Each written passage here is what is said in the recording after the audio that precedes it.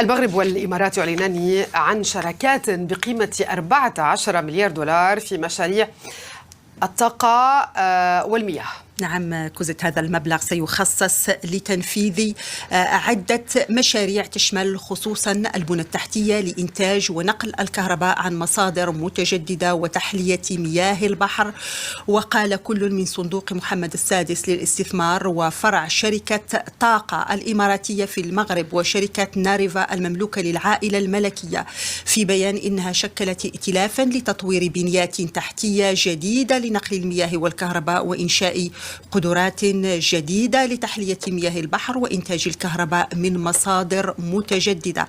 وأوضحت شركة طاقة المغرب في بيان منفصل إن القيمة الإجمالية لهذه المشاريع تقارب 130 مليار درهم، أي حوالي 14 مليار دولار في أفق العام 2030.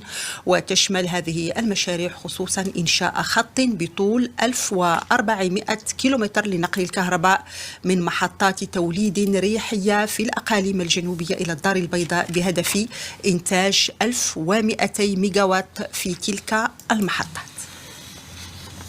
شكرا لك محجوبة كرم. كانت